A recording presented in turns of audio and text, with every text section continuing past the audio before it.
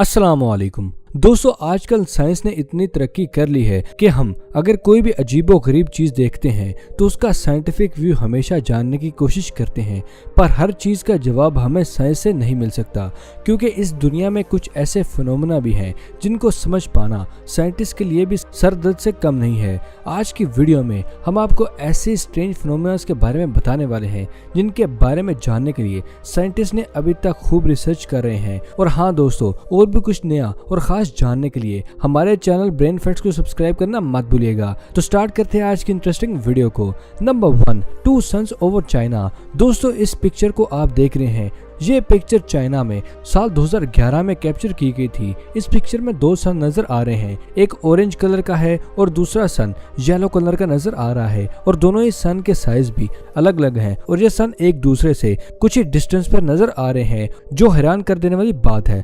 इसके बारे में साइंटिस्ट के पास कुछ भी कहने को नहीं है, लेकिन उनका ये कहना जरूर था कि ये ऑप्टिकल रिफ्लेक्शन की कमाल की वजह से हुआ है, जिसकी वजह से हमें 2 सूरज नजर आ रहे थे। और बहुत लोगों का ये कहना है कि अगर ये ऑप्टिकल रिफ्लेक्शन है तो ये चीज रोज क्यों नहीं होती। तो दोस्तों, उस वक्त ये पॉसिबिलिटी जरूर होगी कि एटमॉस्फेयर और आइस पार्टिकल्स कुछ इस तरह से कंबाइन हुए होंगे, जिसकी वजह से 2 सूरज हमें देखने को मिले थे। खैर जो भी हो, लेकिन साइंटिस्ट की तरफ से इस फिनोमेना के बारे में कोई क्लियर जस्टिफिकेशन सामने नहीं आई है, जिससे सब लोग हैरान भी हुए हैं। नंबर 2, माफा लाइट। दोस्तों, माफा वेस्ट टेक्सास में मौजूद छोटा सा रेगिस्तानी इलाका है और यहाँ पर रहने वाले लोग लगातार बहुत सालों से आसमान में मौजूद बहुत सी मिस्ट्रीज, ग्लोइंग लाइट्स को देख रहे हैं। इस जगह से निकलने वाली लाइट, जिनको मार्फा लाइट के नाम से भी जाना जाता है, उन लाइट्स का साइज तकरीबन बास्केटबॉल जितना होता है और इनका कलर भी अलग अलग होता है, जिनमें कुछ लाइट्स का कलर व्हाइट, कुछ का कलर ब्लू, येलो और रेड होती हैं। और सबसे इंटरेस्टिंग बात यह है कि ये लाइट्स अलग अलग पैटर्न में चलती रहती हैं और इनको गायब होने में भी बहुत वक्त लगता है। और अगर एक दफ़ा ये मार्फा लाइट्स गायब हो जाएं तो दोबारा कब नज़र आएंगी, इसका भी कोई अंदाज़ा नहीं है, क्योंकि ये लाइट किसी भी स्पेसिफिक रीज़न या किसी खास वक्त में नज़र नहीं आती, ये बिल्कुल अचानक से नज़र आती हैं। इसलिए रिसर्चर्स को ये समझ नहीं आ रहा कि आखिर ये क्या है और ये लाइट आखिर क्यों इस तरह से नज़र आती है। नंबर 3, क्यूरियोक्टिस गेस्चर। दोस्तों, ये अजीब सा नाम जो आपने अभी सुना है, ये डेविल संगर का एक साइंटिफिक नाम है और टेक्निकली तरीके से कहा जाए तो ये मशरूम ही है, क्योंकि जमीन में बाकी के मशरूम की तरह बिल्कुल ये नहीं उगता। और जब तक इस मशरूम के अलग अलग सेक्शन नहीं बनाए जाते, तब तक ये मशरूम एक डार्क सैगर की तरह ही नजर आता है। और जैसे ही इसको अलग किया जाता है तो ये 4 से 7 अलग अलग सेक्शन में नजर आता है। और सबसे हैरान कर देने वाली बात यह है कि जैसे ही इनको अलग अलग सेक्शन में डिवाइड किया जाता है तो इस मशरूम से आपको एक धुआं निकलता हुआ नजर आएगा। हो गए ना हैरान धुएं का नाम सुनकर? लेकिन वाकई में ही इस मशरूम से ऐसे ही होता धुआं निकलता है और ये मशरूम बहुत ही पर्टिकुलर एरियाज में उगता है। और आपको जापान में ये 3 आइसोलेटेड आइलैंड में उगता हुआ नजर आएगा और अब ये टेक्सास में भी उगता हुआ नजर आएगा। मैप के अकॉर्डिंग देखा जाए तो 2 बिल्कुल ऑपोजिट इलाकों में एक तरह का मशरूम आखिर कैसे उग सकता है? खैर, अल्लाह की कुदरत है, ये तो वही जानता है। सुभान अल्लाह कमेंट सेक्शन में लिखना मत भूलिएगा। Number 4, dancing forest. ये फॉरेस्ट रशिया में मौजूद है, क्योंकि इस डांसिंग फॉरेस्ट में आपको जो दरख्त नजर आएंगे उनका स्ट्रक्चर देख के आपका दिमाग जरूर घूम जाएगा, क्योंकि हम सभी ने पौधों दरख्तों को हमेशा सीधे ही रखा है, मगर अल्लाह की कुदरत है ना। तो दोस्तों, इस जंगल में मौजूद दरख्त आपको हर शेप में नजर आएंगे, मगर इन दरख्तों का ये यूनिक स्ट्रक्चर ऐसा क्यों है, इसके बारे में रिसर्चर्स को अभी तक कुछ पता नहीं चल सका।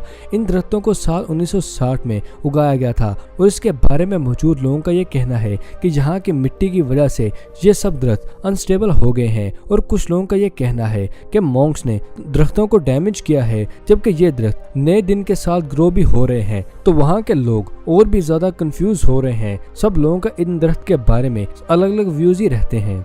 Number 5, morning glory cloud. दोस्तों, मॉर्निंग ग्लोरी क्लाउड दुनिया भर में अलग अलग जगह पर देखे गए हैं, लेकिन ऑस्ट्रेलिया में दुनिया में वाहिद ऐसी जगह है जहां ऐसे बादल बहुत ही देखे जाते हैं। ये क्लाउड एक मेट्रोलॉजिकल फिनोमेना रिप्रेजेंट करता है, जहां पर जब ये क्लाउड्स बनते हैं तो ये एक बहुत ही लंबे रोल की तरह बनते हैं और ये एक सिलेंड्रिकल शेप में होते हैं और एयर टेम्परेचर की वजह से इस शेप में आते हैं और ये देखने में कुछ इस तरह के नजर आते हैं। इन बादलों की सबसे यूनिक चीज ये है कि यहाँ के टेम्परेचर में जैसे जैसे चेंजेस आती हैं तो फौरन ही एवेपोरेट ہو جاتے ہیں، لیکن جتنی دیر یہ آسمان میں نظر آتے ہیں اتنی دیر میں آسمان کا نظارہ بہت ہی حسین ہوتا ہے۔ نمبر 6، پیٹموس کے کریٹر۔ جتنا نام عجیب ہے اتنے ہی کام عجیب ہیں اس کریکٹر کے۔ تو دوستو اس چیز نے سائنٹسٹ کو پریشان کر رکھا ہے، کیونکہ سائبیریا میں موجود اس کریٹر کو یہاں کے لوکل لوگ فائر ایگل کے نام سے جانتے ہیں، اور ان کا کہنا ہے کہ اس میں بہت ہی عجیب اور خطرناک پاورز موجود ہیں، جس کی وجہ سے یہ کوئی بھی چیز، انسان یا جانور کو کوئی بھی اس کے قریب جاتا ہے تو یہ چیز اس کو نگل لیتی ہے۔ 520 فٹ ڈائم میٹر اور 40 فٹ کی ہائٹ کا یہ بڑا سا ہول دیکھنے میں تو بہت ہی خطرناک لگتا ہے۔